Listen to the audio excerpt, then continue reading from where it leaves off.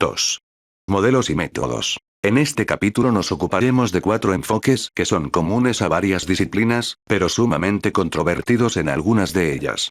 En sus 4 secciones se tratarán respectivamente la comparación, el uso de modelos, los métodos cuantitativos y, por último, el empleo del microscopio social. Comparación. La comparación siempre ha tenido un lugar central en la teoría social. De hecho, Durkheim afirmó que la sociología comparativa no es una rama especial de la sociología. Es la sociología misma. Destacó el valor del estudio de la variación concomitante, en particular como una especie de experimento indirecto que permitía al sociólogo pasar de la descripción de una sociedad al análisis de por qué adopta una forma determinada. Distinguía 2 tipos de comparaciones, y abogaba por los 2. En primer lugar, las comparaciones entre sociedades fundamentalmente de la misma estructura o, como lo expresó en forma reveladora, de la misma especie, y en segundo lugar, comparaciones entre sociedades esencialmente diferentes. La influencia de Durkheim en la lingüística comparativa y la literatura comparada es evidente sobre todo en Francia. Por otra parte, los historiadores tendían a rechazar la comparación, afirmando que su objeto de estudio era lo particular, lo único, lo irrepetible. 2. Pero para esta objeción clásica hay una respuesta también clásica, dada en 1914 por Max Weber al historiador Georg von Below en el curso de un debate sobre historia urbana. Estamos totalmente de acuerdo en que la tarea de la historia es establecer lo que hay de específico, digamos, en la ciudad medieval. Pero eso solo es posible si antes descubrimos qué es lo que no hay en otras ciudades, antiguas, chinas, musulmanas. Solo por medio de la comparación podemos ver lo que no está allí, o digno de otro modo, comprender la significación de una determinada ausencia. Ese era el mensaje del famoso ensayo de Werner Sombart titulado ¿Por qué no hay socialismo en Estados Unidos? Y también la estrategia subyacente en el ensayo del mismo Weber sobre la ciudad, donde sostenía que la ciudad de verdad autónoma solo se encuentra en Occidente. De hecho, Weber dedicó buena parte de su vida activa al intento de definir las características distintivas de la civilización occidental, en particular lo que llamaba su racionalidad institucionalizada, por medio de comparaciones sistemáticas entre Europa y Asia en las esferas económica, política y religiosa e incluso en la de la música.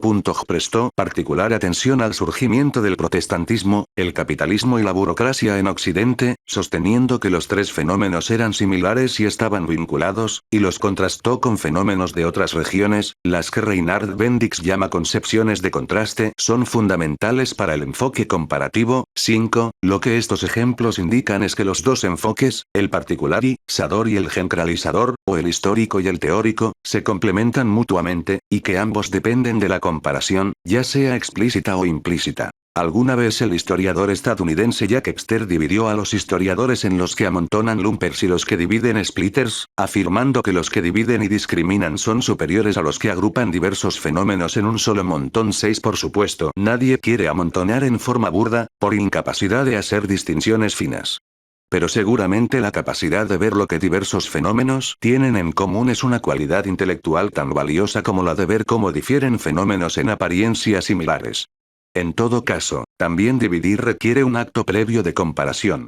Entre los primeros historiadores que siguieron las huellas de Durkheim y Weber estuvieron Mark Bloch y Otto Ince. Ince aprendió el método comparativo de Weber, aunque limitó sus análisis a Europa. Se concentró en el desarrollo en distintos estados europeos de lo que Weber llamaba formas de gobierno legal racionales o burocráticas, señalando, por ejemplo, la importada del surgimiento del comisarius, funcionario que no había comprado su cargo, como era habitual en la Europa de comienzos de la época moderna, y que, por tanto, podía ser suspendido por el rey a voluntad. 7. Mark Bloch, por su parte, aprendió el método comparativo de Durkheim y sus seguidores, principalmente del lingüista Antoine Millet. 8. Y lo definía, igual que ellos, distinguiendo las comparaciones entre vecinos de las comparaciones entre sociedades muy distantes en el espacio o en el tiempo. Además lo defendía con las mismas razones, porque permitía al historiador dar un verdadero paso atrás en la fascinante búsqueda de las causas. 9. 2 de los estudios comparativos de Bloch son particularmente famosos. Les Thaumaturges, 1924, que desarrolla una comparación entre dos países vecinos, Francia e Inglaterra, donde se creía que los reyes tenían el poder de curar las escrófulas tocando a los enfermos, y la Sociedad Feudal, 1939-1940, que examinaba la Europa medieval pero que también incluía una sección sobre el Japón, observando las semejanzas entre las posiciones de los caballeros y los samurái, pero destacando asimismo la diferencia entre la obligación unilateral, que vinculaba al samurái a su señor, y la obligación bilateral entre señor y vasallo en Europa, donde el miembro menor tenía derecho a rebelarse si el miembro mayor no cumplía su parte del acuerdo.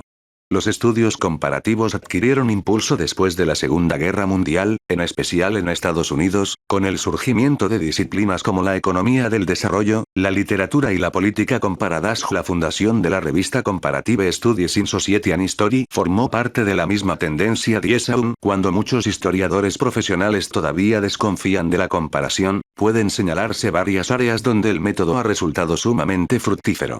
En historia económica, por ejemplo, el proceso de industrialización suele ser visto en perspectiva comparativa. Siguiendo al sociólogo Thorstein Veblen, que publicó un ensayo acerca de Alemania y la revolución industrial, los historiadores han indagado si otras naciones siguieron el modelo inglés o se desviaron de él, y si los que llegaron tarde a ella, como Alemania y Japón, tuvieron algunas ventajas sobre sus predecesores. 11. En el caso de la historia política, lo que más interés ha provocado es el estudio comparativo de las revoluciones. Entre las obras más conocidas de este género se cuentan el análisis de Barrington Moore de los orígenes sociales de la dictadura y la democracia, que va de la Inglaterra del siglo XVII al Japón del XX. El ensayo de Lawrence Stone, Las causas de la Revolución Inglesa, y el estudio de Theda Skocpol de Francia en 1789, Rusia en 1918 y China en 1911, como casos que revelan patrones causales similares. 12. Moore hace un uso muy efectivo de la comparación como medio de probar explicaciones generales, le interesa lo que no encaja, igual que a Weber le interesaba lo que no está ahí. En sus propias palabras, las comparaciones pueden servir como prueba negativa aproximativa de explicaciones históricas aceptadas después de enterarnos de las exasuosas consecuencias que tuvo para la democracia la coalición de las élites agrarias e industriales en la Alemania del siglo XIX y comienzos del XX, el muy comentado matrimonio del hierro y el centeno. Empezamos a preguntarnos por qué un matrimonio similar entre el hierro y el algodón no impidió el estallido de la guerra civil en Estados Unidos. 13. En historia social, el estudio comparativo del feudalismo, inspirado por Mark Bloch, sigue floreciendo hasta hoy, con estudios tanto de la India y África como de Europa y el Japón.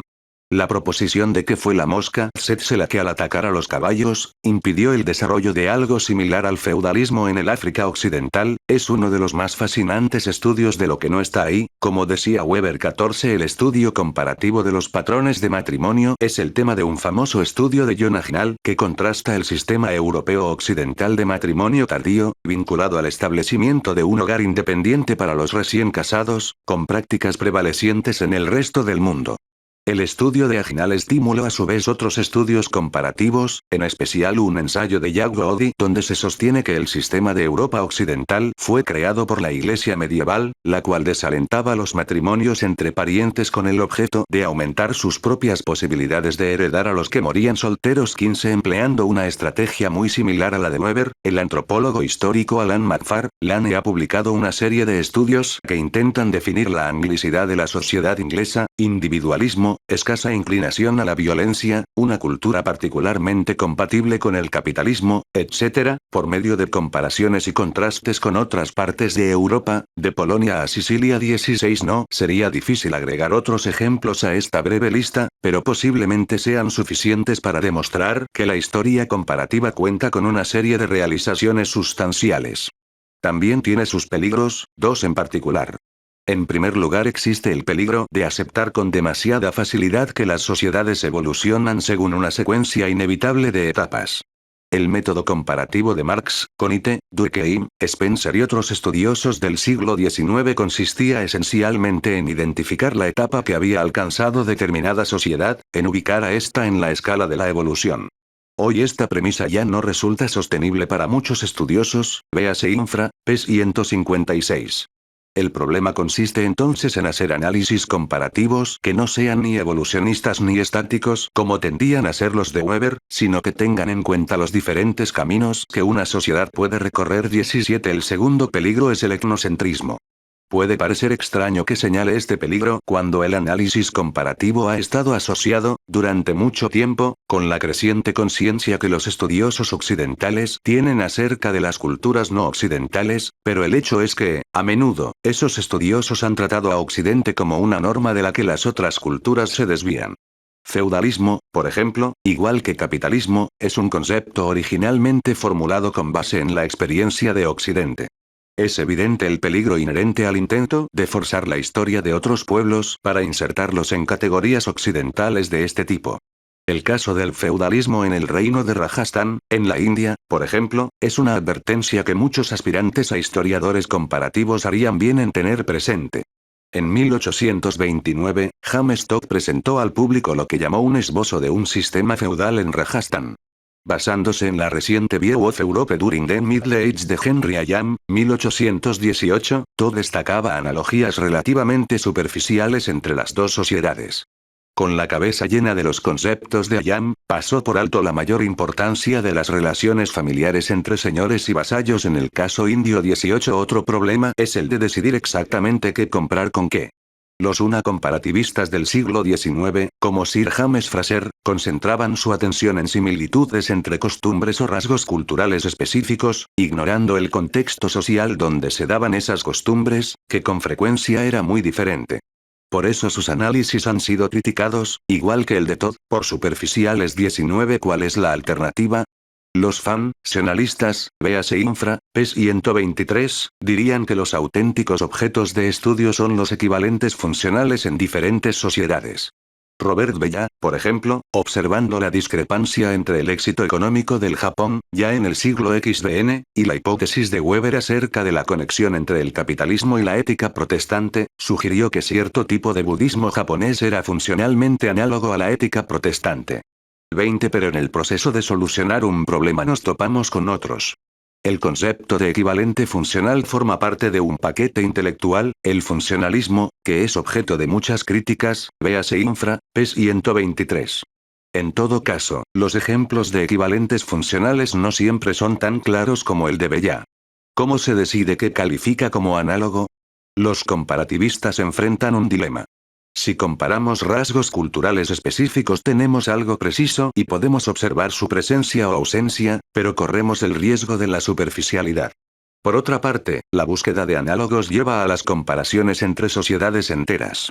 Pero, ¿cómo es posible comparar o contrastar en forma útil sociedades que difieren entre sí de tantas maneras diferentes? Los problemas de la comparación en gran escala se hacen evidentes si observamos un ejemplo famoso, el enorme estudio de la historia, de Arnold Toynbee. 21. La unidad de comparación de Toynbee era una civilización, y distinguía alrededor de 20 civilizaciones en la historia del mundo. Por supuesto, para que las comparaciones fueran posibles, tuvo que reducir las civilizaciones a un pequeño grupo de rasgos, y además, como sus críticos señalaron de inmediato, tuvo que crear barreras artificiales entre las civilizaciones. Para complicar aún más las cosas, Toynbee no disponía de un aparato conceptual adecuado para un trabajo tan ambicioso. Al igual que Pascal cuando descubrió la geometría para sí mismo en la infancia, Toynbee creó sus propios conceptos, como desafío y respuesta, retirada y regreso o proletariado externo, una ingeniosa adaptación de Marx para explicar las incursiones de bárbaros en los imperios, conceptos que no eran suficientes para su enorme tarea. Es difícil resistirse a la conclusión de que un mejor conocimiento de la teoría social de su época hubiera sido de gran ayuda para Toynbee en su análisis. Durkheim, por ejemplo, podría haberlo iniciado en los problemas de la comparación. Norbert Elias, véase Infra, pp. 171, 173, en la idea de la civilización como un proceso, y Weber en el uso de modelos y tipos. Modelos y tipos. Una definición preliminar de modelo podría ser que este es una construcción intelectual que simplifica la realidad a fin de comprenderla. Igual que un mapa, su utilidad deriva de que omite por completo algunos elementos de la realidad. Además hace de sus elementos limitados o variables un sistema internamente coherente de partes interdependientes. La definición de modelo dada hasta ahora, permite afirmar que hasta los historiadores, Con todo su compromiso con lo particular, utilizan modelos todo el tiempo. Una narración de la Revolución Francesa, por ejemplo, es un modelo en el sentido de que, forzosamente, tiene que simplificar los acontecimientos y además acentuar su coherencia a fin de contar una historia inteligible. Sin embargo, quizás sería útil utilizar el término modelo en forma más estricta. Agreguemos un elemento más a nuestro modelo del modelo y digamos que es una construcción intelectual que simplifica la realidad a fin de destacar lo recurrente, lo general y lo típico, que presenta en forma de conjuntos de características o de atributos. Entonces modelos y tipos se vuelven sinónimos, lo que quizás sea apropiado, ya que tipos es la palabra griega que significa molde o modelo, y Max Weber hablaba de tipos ideales Idealtypen, en los casos en que los sociólogos modernos hablarían de modelos. 22. Un ejemplo de modelo en el sentido en que emplearemos el término de aquí en adelante no sería la Revolución Francesa sino la Revolución.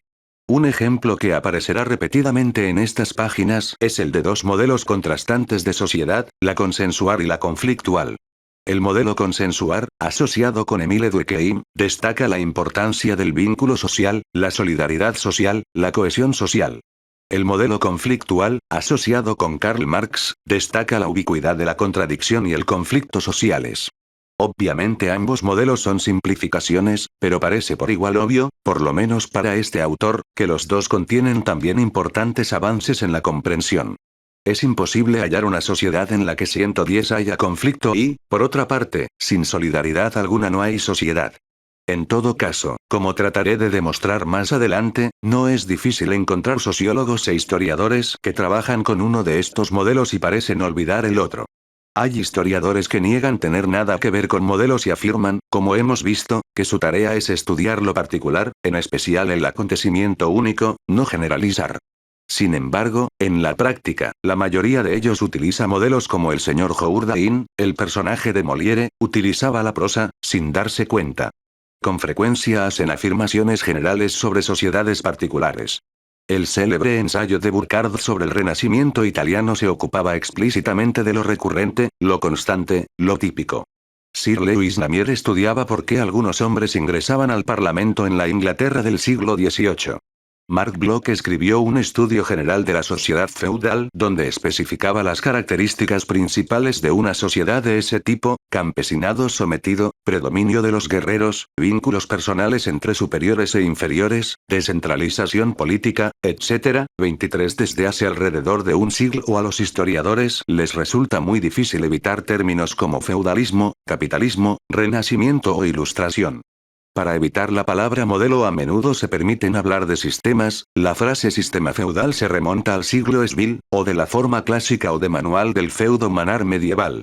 En un famoso ensayo polémico, el historiador económico alemán Nerson Barth advirtió a los historiadores económicos que debían tener en cuenta la teoría económica, porque sólo así podrían pasar del estudio de hechos aislados al estudio de sistemas. 24. En general, esos sistemas se examinan en forma de modelos simplificados. Así, los historiadores económicos emplean el término mercantilismo a pesar de que, como dice Elie y Lexcher, el mercantilismo nunca existió en el sentido en que existieron. Colberto Cromwell es un modelo, uno de los dos modelos utilizados por Adam Smith en sus famosos contrastes entre el sistema agrícola y el sistema mercantil. 25. Del capitalismo es otro modelo del que resulta difícil prescindir, lo mismo que de la economía campesina analizada en un estudio clásico por Alexander Chayanov. 26. Otro tipo de organización económica que ha sido descrita con utilidad como un modelo que destaca características recurrentes es la ciudad-estado. Por ejemplo, el dominio político de la ciudad sobre el campo que la rodea se combina a menudo con la exacción de una cuota de alimentos a bajo precio, porque el gobierno de la ciudad tiene más miedo de las revueltas urbanas por la comida que de las rebeliones campesinas. 27. Historiadores políticos de muchas regiones y períodos diferentes encuentran indispensable el modelo revolución, y además con frecuencia lo contrastan con revuelta definida como tina protesta contra individuos o abusos, más bien que un intento de cambiar todo un sistema. Se han propuesto explicaciones muy similares para revoluciones muy alejadas en el espacio y el tiempo.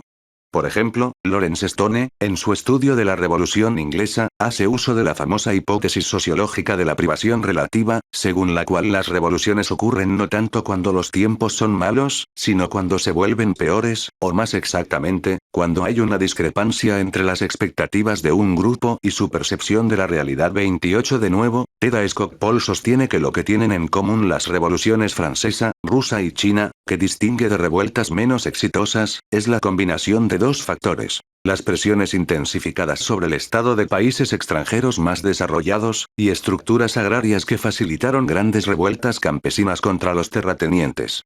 Esos estados quedaron atrapados entre corrientes cruzadas, con una creciente competencia internacional por el poder, por un lado, y por el otro, las limitaciones impuestas a la respuesta gubernamental por la estructura política y económica de la sociedad. 29 Volviendo a las comparaciones entre vecinos. Con frecuencia los historiadores han tratado de generalizar sobre cambios institucionales en países vecinos, en un período determinado, acuñando frases como las nuevas monarquías, la revolución en el gobierno de los Tudor, el surgimiento del absolutismo, la revolución en el gobierno del siglo XIX, etc. Desde un punto de vista comparativo, todos esos cambios parecen más bien ejemplos locales de etapas de transición del tipo de gobierno que Max Weber llamaba patrimonial al tipo que Ire denominaba burocrático. 30 Esa distinción de Weber, que ha inspirado una considerable cantidad de investigación histórica en diferentes regiones, de América Latina a Rusia. 31 Podría formularse como el contraste de 5 atributos, como sigue. Ver tabla en pantalla.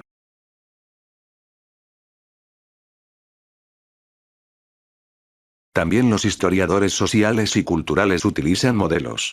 Los historiadores sociales, por ejemplo, emplean a menudo el término clase, o comparan las sociedades de clases con las sociedades de estados. Véase infra, p. 76. A primera vista, la historia cultural parecería el terreno menos apto para el empleo de modelos, pero sin embargo, ¿qué son términos como renacimiento, o barroco o romántico, sino los nombres de conjuntos de características? ¿Y qué tal puritanismo? Parafraseando a Escher, podríamos decir que el puritanismo nunca existió en el sentido en que Richard Sibbes o John Bunyan existieron, pero que el término resulta útil para hacer referencia a una constelación de características como la importancia acordada al pecado original, un Dios arbitrario, la predestinación, una moral ascética y una lectura fundamentalista de la Biblia. En el caso de Inglaterra a comienzos de la época moderna, esa definición precisa es sumamente útil. Por otra parte, cualquiera que esté interesado en la comparación transcultural, entre el cristianismo y el islam, por ejemplo, haría bien en seguir el ejemplo de Ernest Gellner y operar con el concepto más amplio de puritanismo genérico.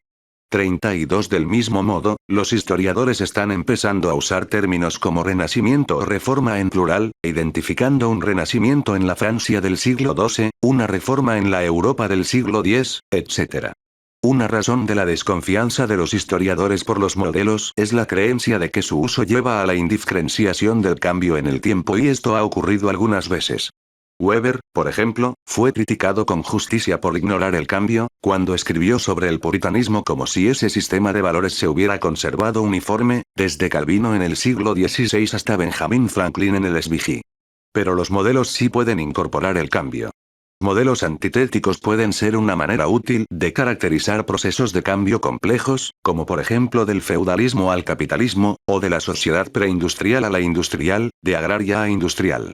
33 Por supuesto que estas etiquetas son descriptivas y no dicen cómo ocurre el cambio, pero se han hecho intentos para identificar secuencias de cambio típicas, como en el caso del modelo o la teoría de la modernización, que se examinará en detalle más adelante, p. 154.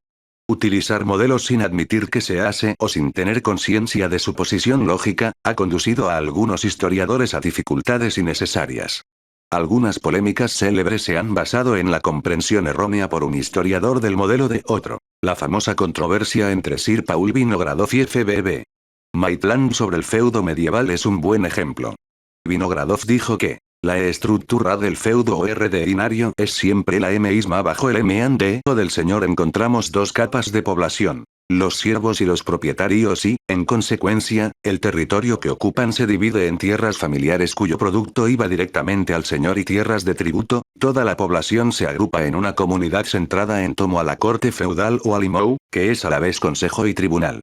Mi investigación se conformará necesariamente según este ordenamiento típico. 34 Tal es el feudo medieval clásico, según el esquema dibujado en innumerables pizarrones. Sin embargo, Maitland afirmó, en una crítica igualmente clásica, que describir un manerium típico es una hazaña imposible, y demostró que cada una de las características del conjunto identificado por Vinogradov estaba ausente en algún caso. Algunos feudos no tenían siervos, otros no tenían propietarios, algunos no tenían tierras familiares, otros no tenían corte 3R. En todo esto, Maitland estaba absolutamente en lo correcto. En apariencia Vinogradov no estaba seguro acerca de la posición lógica de sus generalizaciones, obsérvese el paso de siempre en la primera frase atípico en la última. Pero si hubiese tenido conciencia de que estaba utilizando un modelo, quizá habría sido capaz de dar una respuesta efectiva a las críticas de Maitland. Es útil distinguir dos tipos de modelos según los criterios adoptados para definir qué entidades integran el grupo, en este caso los manors, al que se aplica el modelo. A este nivel es imposible evitar los términos técnicos, puesto que necesitamos distinguir un grupo de entidades monotético de uno politético. Un grupo monotético es el que se define de manera tal que la posesión de un solo conjunto de atributos es condición necesaria y suficiente para pertenecer a él. El grupo politéuco, por otra parte, es aquel cuya pertenencia no depende de un solo atributo. Se define en términos de un conjunto de atributos tal que cada entidad posee la mayoría de los atributos y cada atributo es compartido por la mayoría de las entidades. 36 es la situación que Ludwig Wittgenstein describe en un famoso pasaje sobre los parecidos de familia. Las madres y los hijos, los hermanos y las hermanas se parecen, pero esos parecidos pueden no ser reducibles a ninguna característica esencial. A ese punto debería estar claro que la crítica de Maitland a Vinogradov suponía que este último estaba hablando de todos los manors o definiendo el manar típico con referencia a un grupo monotético. Vinogradov podría haber respondido a esa crítica diciendo que su modelo era politético, si hubiera tenido ese concepto a su disposición. Entonces le habría correspondido demostrar que cada uno de los atributos de su conjunto era compartido por la mayoría de los ruinors. Es interesante saber que un historiador soviético utilizó métodos comparativos para estudiar manors del siglo III en la región de Cambridge y descubrió que más de 50% de ellos eran del tipo descrito por Vinogradov, con tierras familiares, siervos y propietarios. 37 Ahora debemos regresar a los puntos fuertes y a las debilidades de los métodos cuantitativos. Los métodos cuantitativos. Los métodos de investigación cuantitativos tienen una larga historia. En la antigua Roma se hacían censos del imperio con regularidad, y en la Francia del siglo XVIII se publicaban los precios del trigo en diferentes ciudades. Hace mucho tiempo que los economistas basan sus análisis en estadísticas sobre precios, producción, etc., y los historiadores económicos ya seguían su ejemplo en el siglo XIX. Que sí es relativamente nuevo y sigue siendo controvertido es la idea de que los métodos cuantitativos pueden ser útiles en el estudio de otras formas de comportamiento humano, e incluso de actitudes. Los sociólogos, por ejemplo, realizan lo que llaman análisis por muestreo, aplicando cuestionarios o sosteniendo entrevistas con un grupo de personas suficientemente grande para que las respuestas puedan ser sometidas a un análisis estadístico. Los psicólogos también utilizan cuestionarios y entrevistas. Los estudiosos de la política estudian las estadísticas de votación, este enfoque ha sido llamado cefología, y las encuestas de opinión pública, que son una especie de estudio social. Los demógrafos estudian variaciones en las tasas de nacimientos, matrimonios y defunciones en diferentes sociedades. Los estudiosos de la comunicación practican lo que se llama análisis de contenido, que con frecuencia adopta la forma de un estudio cuantitativo de periódicos, revistas, libros o programas de televisión, examinando cuánto espacio se dedica a un tema en particular, con cuánta frecuencia aparecen determinadas palabras clave, etc. Listos caminos han sido seguidos por una serie de historiadores. Cuando Gilberto Freire estaba escribiendo su Historia de Brasil del siglo XIX, envió un cuestionario a muchos sobrevivientes de aquella época, incluyendo al presidente Getúlio Vargas, quien no respondió. 39 Los especialistas en historia contemporánea suelen entrevistar a informantes, y a veces someter esas entrevistas al análisis estadístico. Los métodos de análisis de contenido o lexicometría han sido aplicados a documentos históricos, como los periódicos o las listas de quejas redactadas por las ciudades y los pueblos al inicio de la Revolución Francesa. 40 El estudio de la demografía histórica se ha desarrollado en Francia y en otros lugares como una empresa en que colaboran historiadores y demógrafos. No es preciso decir que la aparición de la computadora personal ha estimulado mucho a los historiadores a utilizar los métodos cuantitativos al liberarlos de la necesidad de perforar tarjetas, consultar programadores y demás. 41. Pero hay más de un método cuantitativo, y unos son más adecuados para los historiadores que otros. Algo hecho a su medida es el análisis estadístico de una serie que muestra, por ejemplo, los cambios en el tiempo del precio del trigo, o la edad promedio de las mujeres en el momento de su primer matrimonio, el porcentaje de votos favorables al Partido Comunista en las elecciones de Italia, el número de libros en latín presentados para la venta en la feria anual de Leipzig o la proporción de la población de Burdeos que toma la comunión el domingo de Pascua. Listo es lo que los franceses llaman historia serial, histoire de serie. Sin embargo, la cuantohistoria o cliometría, como se la llama, invertida ta diversas formas. En el caso del análisis histórico por muestreo, es preciso hacer una distinción obvia entre los estudios amplios y los totales. El Senado romano y el Parlamento inglés han sido estudiados a través de las biografías de todos sus miembros, método conocido como prosopografía. 42. En esos casos se ha estudiado todo el grupo, la población total, como dirían los estadísticos. Este método es apropiado para el estudio de élites relativamente reducidas o de sociedades donde la información es escasa, de modo que en esos campos los historiadores deben recoger todos los datos que puedan. Los historiadores de sociedades industriales tienden, por otra parte, a tener acceso a más información de la que pueden manejar, de modo que tienen que proceder por muestras. La técnica de las muestras fue desarrollada por los estadísticos desde fines del siglo XVII con el objeto de estimar, por ejemplo, la población de Londres o de Francia, sin incurrir en el esfuerzo y el gasto de un estudio completo. El problema consiste en seleccionar un grupo que represente a la población total. Gilberto Freire, por ejemplo, trató de encontrar 1000 brasileños nacidos entre 1850 y 1900 que representaran los principales grupos nacionales y regionales de la nación, aunque no explicó por qué método seleccionó esa muestra.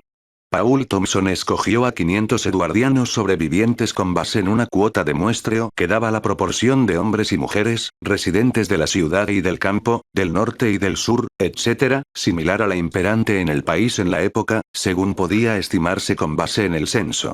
43 Otros métodos cuantitativos son más complejos. La llamada nueva historia económica, por ejemplo, difiere de la antigua por la importancia que da a la medición del desempeño de economías enteras, el cálculo del Producto Nacional Bruto en el pasado, especialmente para los países occidentales desde 1800, cuando las estadísticas pasaron a ser relativamente abundantes y más dignas de confianza que antes. 44 Las conclusiones de estos historiadores se presentan a menudo en forma de un modelo de la economía. Para un ejemplo sencillo podemos acudir a Fernand Braudel, quien describió la economía del Mediterráneo en la última parte del siglo SV como sigue. Población: 60 millones. Población urbana: 6 millones o 10%. Producto bruto: 200 millones de ducados por año, o 20 ducados por cabeza. Consumo de cereales: 600 millones de ducados, la mitad del producto bruto. Pobres, definidos como los que tenían un ingreso de menos de 20 ducados por año. 20.125% de la población. Impuestos gubernamentales: 48 millones de ducados, o dicho de otro modo, menos de 5% del ingreso promedio. 45 Esta descripción general es un modelo en el sentido de que Braudel, como él mismo lo admite, no disponía de estadísticas para toda la región, sino que tuvo que extrapolar a partir de datos parciales que no constituían una muestra en el sentido estricto del término. Los historiadores de economías industriales, trabajando con datos relativamente abundantes y precisos, construyen modelos matemáticos que pueden expresarse en forma de ecuaciones, modelos que son semejantes a recetas en el sentido de que es posible especificar la cantidad de insumos, mano de obra, capital, etc., para determinada producción. Esos modelos pueden probarse por medio de la simulación en computadora, donde la computadora construye una serie de acontecimientos hipotéticos al azar pero de acuerdo con probabilidades determinadas. 46 Algunos tipos de historia serían imposibles sin los métodos cuantitativos. En primer lugar, el estudio de los movimientos de los precios y de la población. El empleo de estos métodos en algunas partes de la disciplina impulsa a otros historiadores a detenerse antes de emplear términos como más o menos, ascenso y caída, y preguntarse si existen datos cuantitativos que apoyen las que son, implícitamente, afirmaciones cuantitativas. Este enfoque da más fuerza a las comparaciones, haciendo evidentes las las semejanzas y diferencias entre dos sociedades, y también las posibles correlaciones entre, por ejemplo, el grado de urbanización y el de alfabetización en cada una de ellas, pero estos métodos están lejos de ser aceptados por todos. En las décadas de 1950 y 1960, sus defensores estaban llenos de confianza en sí mismos y se mostraban agresivos, criticando cualquier otro enfoque como meramente impresionista, utilizando el lenguaje de la ciencia. El salón empleado para el análisis de contenido de texto solía llamarse laboratorio, y afirmando que los historiadores no podían hacer otra cosa que aprender a programar computadoras. Esa actitud ha cambiado a medida que han ido haciéndose evidentes las limitaciones de los distintos métodos cuantitativos. En primer lugar, las fuentes no son tan precisas ni tan objetivas como se solía suponer. No es difícil demostrar que cualquier censo contiene errores y omisiones, y más en general que muchas de sus categorías básicas, sirvientes, ciudadanos, pobres, etc., por útiles que puedan resultar en determinado momento, son imprecisas. 47 Las clases sociales, por ejemplo, no son algo objetivo como las diversas especies de plantas. Tienen mucho que ver con las formas estereotipadas en que los grupos se ven a sí mismos o a otros. Pero la gran dificultad para quienes utilizan métodos cuantitativos es el famoso problema de la diferencia entre los datos duros, que son medibles, y los blandos que no lo son con demasiada frecuencia, observa tristemente un veterano de los estudios sociales. Los datos blandos son los valiosos, y los duros los que se obtienen con relativa facilidad. Por tanto, el problema es hallar datos duros que sean dignos de confianza como buenos índices de datos blandos. 48 Un índice puede definirse como algo medible relacionado con, o que varía de acuerdo con, algo que no es mensurable. Los términos técnicos son correlación y covariación. Los sociólogos se han mostrado sumamente ingeniosos en su búsqueda de índices. En la década de 1930, por ejemplo, un sociólogo estadounidense afirmó que el mobiliario de la sala de una familia determinada estaba generalmente correlacionado con los ingresos y ocupaciones de sus miembros, de modo que podía ser considerado como un índice del estatus social de esa familia. En la escala de sala, un teléfono o una radio, por ejemplo, tiene un valor alto, 8, mientras que un despertador tiene un valor muy bajo, 2. 49 Subsiste el problema de si el ingreso y la ocupación son índices exactos, antes que vagos indicadores, del estatus, que de por sí es un concepto bastante impreciso. De nuevo, lo que a primera vista parece un índice puede tener sus propias reglas de variación. Por algún tiempo los historiadores de la alfabetización creyeron que una firma en un registro de matrimonios, por ejemplo, era un buen índice de la capacidad de leer, aunque no de la capacidad de escribir algo más. Recientemente han surgido dudas. Se ha señalado que algunas personas capaces de leer no eran capaces de firmar, porque algunas escuelas enseñaban a leer pero no a escribir, e incluso que algunas personas que sabían escribir, firmaban a veces el registro de matrimonio con una cruz para no avergonzar a un cónyuge analfabeto.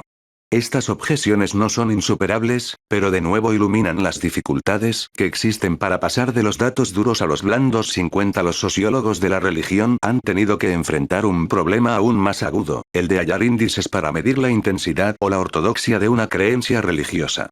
En el mundo cristiano han tendido a sujetarse a las cifras de asistencia a la iglesia, o en países católicos como Francia o Italia, al número de personas que comulgan en la Pascua.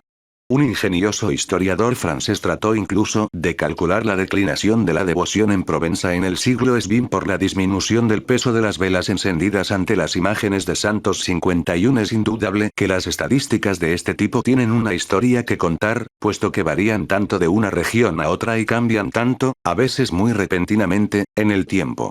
Si los historiadores son capaces de descifrar esa historia es otro problema. El surgimiento de la historia desde abajo, una empresa dedicada a la recuperación del punto de vista de personas comunes del pasado, ha arrojado algunas dudas acerca de la utilidad de los índices basados en criterios oficiales. Si vamos a emplear las estadísticas de la comunión para estudiar la intensidad de la devoción en una región determinada, entonces necesitamos saber, entre otras cosas, qué significaba para los interesados la práctica de la comunión de Pascua. Es difícil estar seguro de si los campesinos de la región de Orleans en el siglo XIX, por ejemplo, compartían el punto de vista clerical ortodoxo acerca de la importancia de cumplir con el deber pascual. Si no lo compartían, no es posible tomar la falta a la comunión como un índice de descristianización.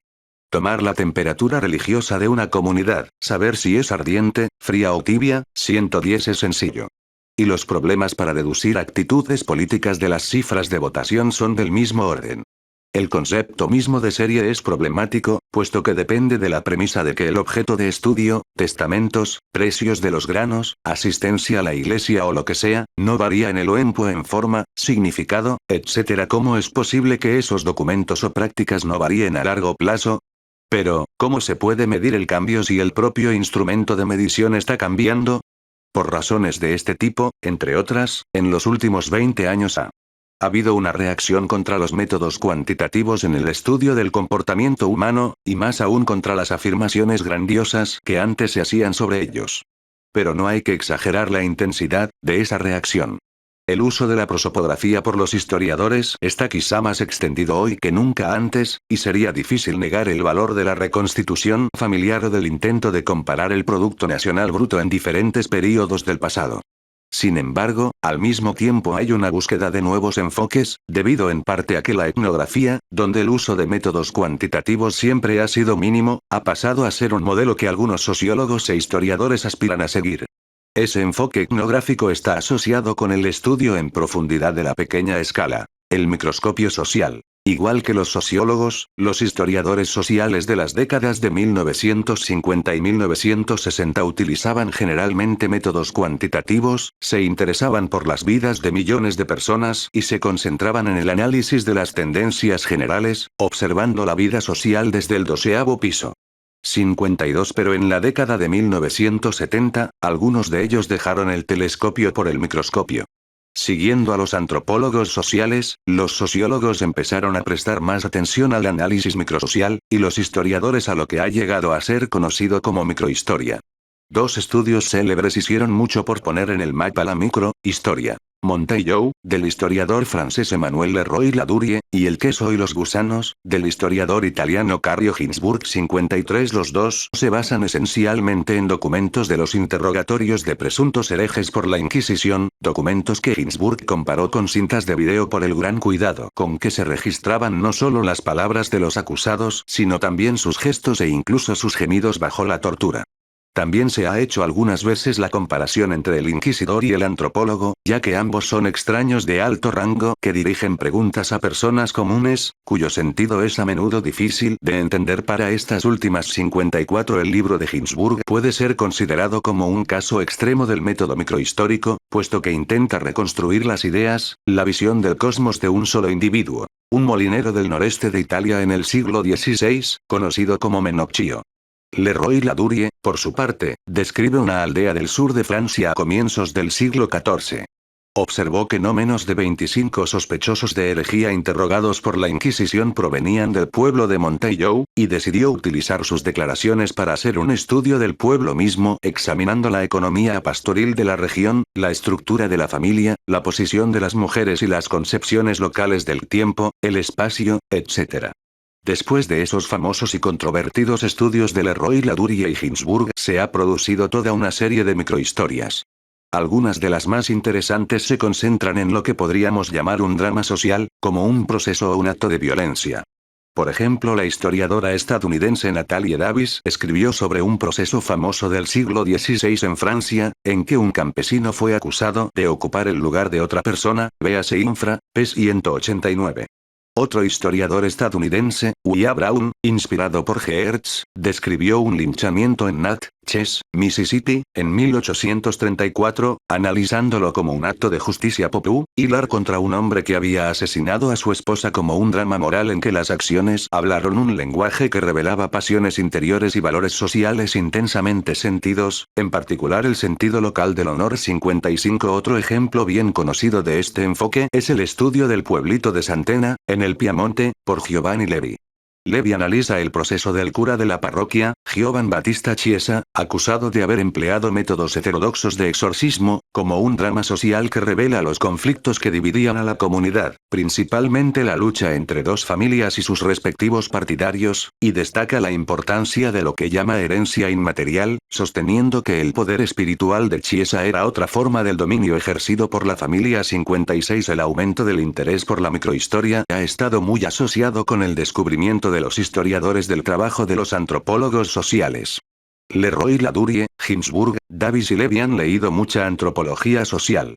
El método microhistórico tiene mucho en común con los estudios de comunidad emprendidos por antropólogos como Robert Redfield en los años 30, o el estudio de caso extendido desarrollado un poco más tarde por Max Gluckman y otros.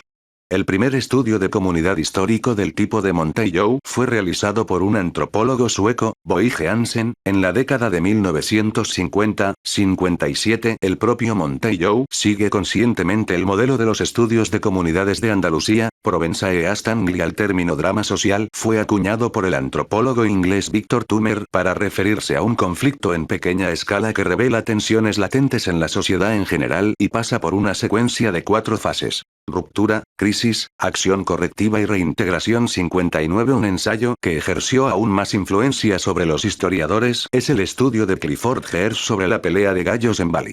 Utilizando el concepto de juego fuerte de Place de Jeremy Bentham, jugar en serio, haciendo apuestas fuertes, Geertz analiza la pelea de gallos como fundamentalmente, una dramatización de la preocupación por el estatus, y así pasa de lo que llama un ejemplo microscópico a la interpretación general de una cultura 60 aún cuando su propia obra se ocupa sobre todo de las tendencias sociales en gran escala. Michel Foucault talentó los microestudios porque examinan el poder no solo a nivel del Estado, sino también de la fábrica, la escuela, la familia y la cárcel. La microfísica del poder, como la denominaba a veces describiendo el poder en las formas capilares en que llega a las fibras mismas de los individuos, toca sus cuerpos y se inserta en sus acciones y sus actitudes, sus discursos, procesos de aprendizaje y vidas cotidianas.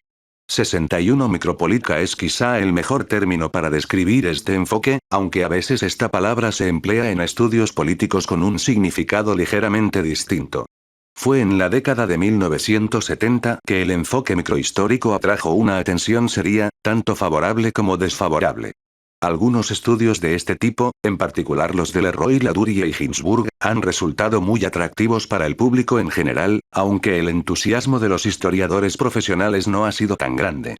Sin embargo, curiosamente, hasta ahora 110 se ha hablado mucho de los problemas fundamentales que plantea el viraje de los estudios en gran escala a los estudios en pequeña escala. En consecuencia será necesario generalizar a partir de las críticas formuladas a algunas famosas contribuciones a la microhistoria y de las respuestas a esas críticas. 62. Podríamos comenzar por la acusación de que los microhistoriadores trivializan la historia al estudiar biografías de personas insignificantes o dificultades de comunidades pequeñas. De hecho, algunas de esas contribuciones han hecho poco más que lo que los periodistas llaman historias de interés humano sobre el pasado. Pero el objetivo de los microhistoriadores es, en general, más ambicioso intelectualmente. Si no aspiran a mostrar el mundo en un grano de arena, si se proponen extraer conclusiones generales de datos locales. Según Ginsburg, el molinero Menocchio es un portavoz de la cultura oral tradicional. Leroy Ladurie presenta el mundo de la aldea medieval a través de su monografía sobre Montello, que él describe como una gota en el océano. Esas afirmaciones plantean desde luego el tenía de la tipicidad. ¿De qué grupo mayor se supone que el estudio de caso es típico, y con qué base se sostiene esa afirmación? ¿Montello es típico como pueblo mediterráneo, como pueblo francés o solo como pueblo de la región de Ariège? ¿Puede ser considerado típico un pueblo que contenía tantos herejes? En cuanto a Menocchio, era sumamente independiente y, al parecer, considerado como excéntrico en su propia comunidad. Desde luego el problema no se plantea solamente para esos dos historiadores. ¿Por qué medios los antropólogos transmutan sus notas de campo, a menudo basadas en observaciones hechas en un solo pueblo, en descripciones de una cultura entera? ¿Sobre qué bases pueden justificar la afirmación de que las gentes con quienes estuvieron viviendo representan a los los balineses? En todo caso, el uso del microscopio social se puede justificar sobre una serie de bases. La selección de un ejemplo individual para su estudio en profundidad puede ser determinada por el hecho de que representa en miniatura una situación que el historiador o el antropólogo ya sabe, por otros contextos, que impera. En algunos casos la microhistoria se asocia con métodos cuantitativos. Los demógrafos históricos hacen a menudo estudios de caso de una sola familia, o utilizan la computadora para simular la vida de un individuo dentro de un sistema familiar determinado. Por otra parte, un caso puede ser seleccionado para su estudio precisamente porque es excepcional ya que muestra mecanismos sociales que no funcionan. Fue para examinar esa situación que el historiador italiano Cari Poni acuñó la frase lo excepcional normal. El trágico destino del locuaz Menocchio nos dice algo sobre la mayoría silenciosa entre sus contemporáneos. Los conflictos abiertos pueden revelar tensiones sociales que están presentes todo el tiempo, pero que solo en ocasiones se hacen visibles. O bien los microhistoriadores pueden concentrar su atención, como Giovanni Levi, en un individuo, un incidente o una pequeña comunidad como un lugar privilegiado desde el cual observar las incoherencias de los grandes sistemas sociales y culturales, sus ambigüedades u omisiones, las grietas estructurales que dejan al individuo un pequeño espacio libre, como el de una planta que crece en una hendidura entre dos rocas. 6. Hay que decir, sin embargo, que las inconsistencias de las normas sociales no siempre trabajan en beneficio de los individuos.